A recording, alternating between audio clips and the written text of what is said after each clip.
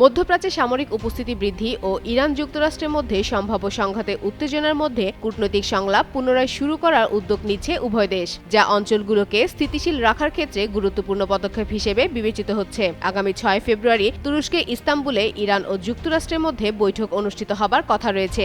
এতে ইরানের পররাষ্ট্রমন্ত্রী আব্বাস আরাকচি এবং যুক্তরাষ্ট্রের বিশেষ দূত স্টিভ উইটকফ অংশ নেবেন। সম্প্রতি ইরানের নিরাপত্তা বিষয়ক শীর্ষ কর্মকর্তা আলী লারিজানি জানিয়েছেন, পারমাণবিক আলোচনার কাঠামো অগ্রগতির দিকে রয়েছে এবং মার্কিন হামলার গুঞ্জন অযথা। ভবিষ্যৎ হোক নিরাপদ, বিনিয়োগ হোক বিশ্বস্ত, আর আমার পছন্দ সল্ট বে। ওয়েলকাম টু সল্ট বে।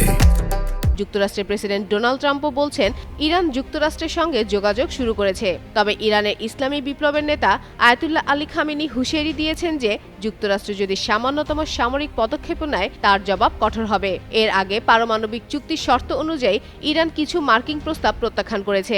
এর মধ্যে ছিল পারমাণবিক সমৃদ্ধকরণ সম্পূর্ণ বন্ধ করা এবং ক্ষেপণাস্ত্র সক্ষমতার উপর সীমাবদ্ধতা আরোপ। এই প্রেক্ষাপটে ইস্তাম্বুলে অনুষ্ঠিত বৈঠককে কূটনৈতিক সংলাপ পুনরায় চালু করার একটি গুরুত্বপূর্ণ পদক্ষেপ হিসেবে দেখা হচ্ছে।